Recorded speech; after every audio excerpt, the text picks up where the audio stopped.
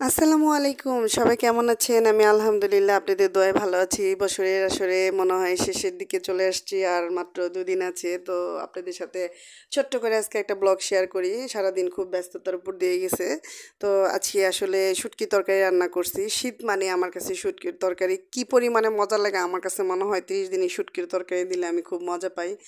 তো যতটুকু পারি আমি শুটকি তরকারি রান্না করি, তেমনভাবে আসলে আমি শুটকি তরকারি রান্না করতে পারি না, চেষ্টা করি। তারপর আমার আম্মা খুবই খুবই খুবই ভালো করে শুটকি তরকারি রান্না করে, বিশেষ করে এই শীতে। আসলে খুব মিস করতেছি আম্মার হাতে রান্না, তবুও নিজেও রান্না করে নিজের প্রশংসা নিজেই করি। আমার কাছে মনে হয় যে আমার সব রান্নার চেয়ে শুটকির তরকারি আমি খুব বেস্ট রান্না করি আমার কাছে মনে হয়। বিশেষ করে শীতকালীন সময়ে সবজি দিয়ে, বেগুন, আলু, কপি, টমেটো দিয়ে, ধনেপাতা দিয়ে যদি শুটকির তরকারি রান্না করা, উফ, গরম ভাত দিয়ে খেতে যে কী সুস্বাদু লাগে সেটা আসলে বলে বোঝানোর মতো না।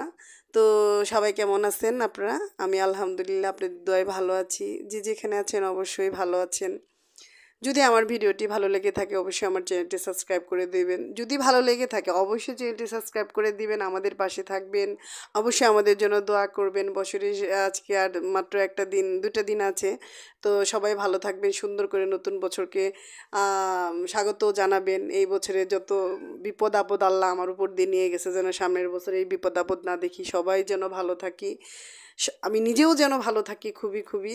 আর আমার কাছে কেন যেন মনে হয় জোড়াশালে আপদ বিপদ আমার লাগিয়েছিল, আমি আর চাই না বেজোড়াশাল আমার জন্য ভালো কিছু বয়ে নিয়ে আসুক, এই দোয়া আল্লাহর কাছে করি। তো আপনারাও দোয়া করবেন যেন বছরের প্রথম দিনগুলো আমাদের জন্য, আমার বাচ্চাদের জন্য, আমাদের সবার জন্য ভালো যায়।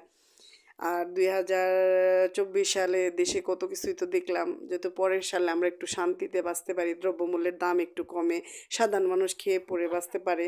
এই দোয়াটা এখন আসলে সবসময় করি। সবাই ভালো থাকবেন, সুস্থ থাকবেন। আল্লাহ